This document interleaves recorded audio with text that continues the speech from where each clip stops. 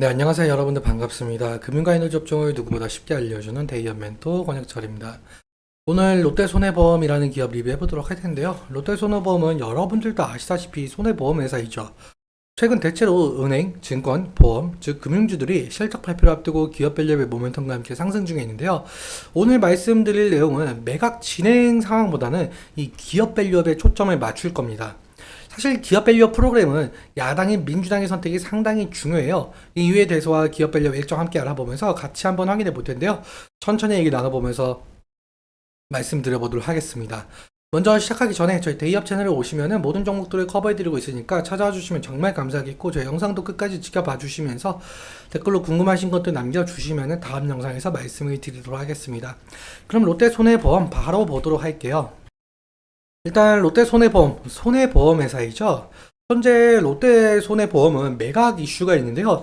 제가 전에 영상에서 이 매각 이슈에 대해서 한번 말씀을 드렸었는데, 자세하게 좀 들으실 분들은 제 전 영상 봐주시면 정말 감사할 것 같고, 간략하게 좀 말씀을 드려보자면, 여기 보시게 되면 롯데손해보험의 최대 주주는 빅큐라라는 회사입니다.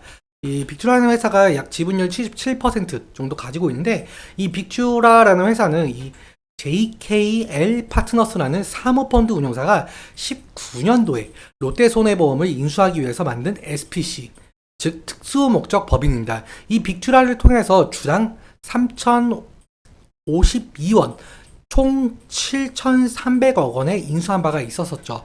그래서 JKL 파트너스사는 이 사모펀드 운용사이기 때문에 다른 사모펀드 운용사와 마찬가지로 저평가가 되어 있는 기업에 투자를 하여 기업 가치를 높이고 기업 주식을 되파는 전략을 취하는 형태이죠. 현재 JKL 파트너스사는 이 롯데손해보험을 몸값 한 2에서 3조 원대로 보고 인수자를 찾고 있는데요.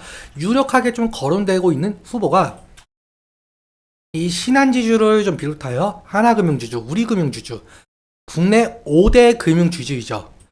현재 이 후보들은 이 롯데손해보험 가치를 약 한 1조 5천억 정도 수준으로 본다고 알려져 있는데요. 그래서 JKL 파트너스사와 협상을 통해서 가격 조정이 들어갈 것으로 보이고 있습니다. 그런데 사실 2023년 롯데손해보험은 영업이익이 흑자 전환을 한 상태여서 이 롯데손해보험 가치가 좀 상승할 가능성이 있어 보이고 있는데, 이 롯데손해보험의 매각이 좀 가시화가 된다라고 한다면 주가의 변동성이 나타날 가능성이 있을 것 같습니다. 거기에 더해서 겹포제인 이 기업 밸류업 이슈가 있는데요. 롯데손해보험은 보험사, 즉 금융업에 속해 있죠. 사실 대부분의 금융사들과도 마찬가지로 시장에서 저평가를 받고 있는 기업이기도 한데요. 일단 여러분들도 아시다시피 올해 1월 말쯤부터 해서 이 기업 밸류업 프로그램 이슈가 있었잖아요. 이 기업 밸류업 프로그램은 저평가가 되어 있는 기업을 가치 개선시킨다는 정책이었었죠. 세부 내용 같은 경우 2월에 좀 발표가 되었었는데 사실 좀 실망이 좀 큰 부분이 있었습니다. 이 세부 내용도 함께 살펴보도록 할게요. 이 구체적 방안이 2월 26일에 발표가 되었었는데, 이때 1차 세미나를 열면서 금융위원회는 기업 밸류업 프로그램 지원 방안, 즉 한국 증시 저평가 해소를 위해서 7월부터 상장사들에게 기업가치 재고 계획을 스스로 공시하도록 하겠다라고 밝혔었고, 다음 달인 5월에 2차 세미나를 열면서 6월 중으로 최종 가이드라인을 확정시킨다라고 했었죠. 공개된 방안에 따르면 약 1,600개에 달하고 있는 전체 코스피, 코스닥 상장사들은 기업가치 재고 계획을 스스로 수립하고 연 1회 잘 공시하도록 하게끔 만들겠다라는 건데요. 이 기업가치 개선 계획에는 총 6단계로 진행이 된다라고 한답니다. 먼저 현황 진단, 그리고 목표 설정, 계획 수립, 이행, 평가, 소통, 이 6단계로 진행된다라고 하는데, 그리고 매년 우수기업에게 표창까지 준다라고 하죠. 그런데 사실상 기업들 공시는 하반기부터 시작이 되고 실제 지수 개발은 3분기부터 완료가 된다라는 것과, 그리고 공시 인센티브는 내년부터라는 내용들 때문에 실제 시행 시기까지는 너무나 긴 시간이 걸린다라는 평가를 받으면서 기업 밸류업이 기대에 미치지 못한다는 말까지 나왔었죠. 그래서 기업 밸류업으로 상승했었던 저평가 종목들이 실망 매물이 좀 상당히 뱉어냈었는데요.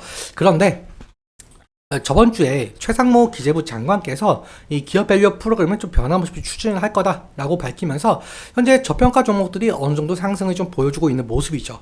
그리고 이 기사가 나오고 난 이후 다음 날인 오후에 기업밸류업 자율 공시를 하반기에서 5월로 좀 앞당긴다라고 하면서 기업밸류업 정책에 좀 속도를 내고 있는 상황으로 보이고 있는데요. 이 이유에 대해서는 뭐 여러 가지 있을 수 있겠지만 최근 윤석열 정부의 총선 참패 그리고 고금리가 지속되는 상황, 중동의 지정학적 위기가 겹치면서 국내 증시가 약세 기조를 보이고 있죠.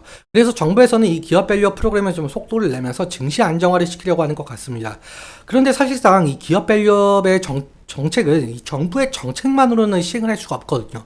사실 야당인 민주당의 선택이 상당히 중요합니다.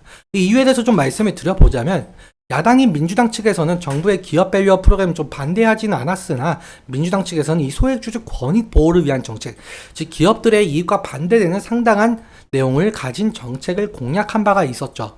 그래서 기업의 자발적인 주주환원 노력과 세제 혜택에 초점을 맞춘 정부와 여당의 정책 방향성과는 좀 큰 차이가 있었는데요. 앞서 말씀드린 대로 4월 총선에서 여당인 국민의힘이 참패를 했고 야당인 민주당이 승리했었죠. 그래서 더욱더 현 정부의 기업밸류업 정책이 좀 제동이 걸릴 것이다 라는 시장 평가가 있었습니다.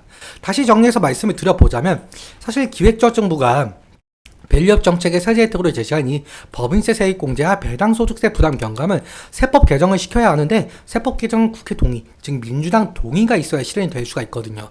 그런데 이런 세법을 다수당을 차지한 민주당이 부자 감세로 규정을 하게 되면서 국회 법안에 반대할 경우에는 세법 개정이 상당히 어려워지게 되죠. 그렇다면 기업 밸류업 프로그램도 무산이 될 가능성이 높은데요. 일단은 민주당 측에서도 이 1,400만 명에 달하고 있는 개인 투자자 여론에 반응을 할 수밖에 없는 입장이긴 해서 그래서 사실상 민주당과 정부의 정책적 합의가 이루어질지 실제로 기업 밸류업 정책이 실현이 될지는 아직 미지수로 보이고 있습니다.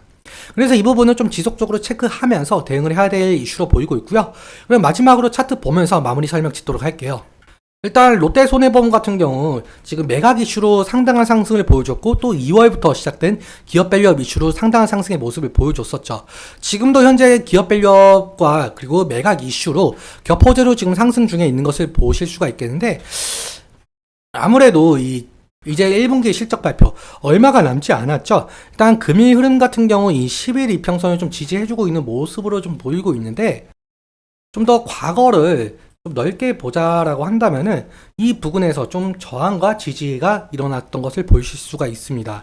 그래서 이 1분기 양호한 실적 전망을 바탕으로 확실하게 10일 이평선을 좀 지지해주면서 상승을 하게 된다라고 한다면은 상당한 상승을 좀 이끌어낼 가능성이 있을 것 같은데요. 만약에 근데 1분기 실적이 안 좋게 나오거나 뭐 매각이 안 된다라고 하거나 기업밸류업 정책이 좀 무산이 된다라고 한다면 실망 매물이 또 한 차례 쏟아질 가능성이 높겠죠. 그래서 지지라인이 이탈될 가능성이 높을 것 같은데 2차적인 지지라인 같은 경우는 최근에 여기 지지를 받고 올라갔던 20일 이평선 부근이 될 가능성이 높을 것 같습니다. 만약에 이 부분까지 이탈을 하게 된다라면 리스크적인 관리는 필요할 수 있을 것 같은데요. 그리고 사실상 아까 말씀드렸다시피 롯데손해보험 매각 이슈가 있잖아요. 매각이 성공적으로 진행이 된다라고 한다면은 롯데손해보험이 만약에 뭐 우리은행이나 신한은행 쪽으로 들어가면서 어떠한 모멘텀이 생길 가능성도 있겠죠.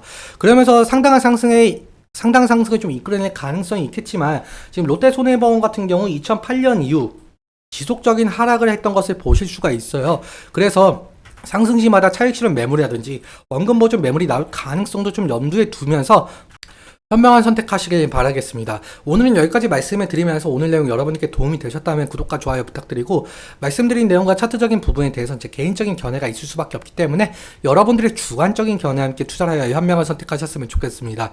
오늘도 시청해주셔서 너무 감사하고 지금까지 멘토 권혁철이었습니다. 감사합니다.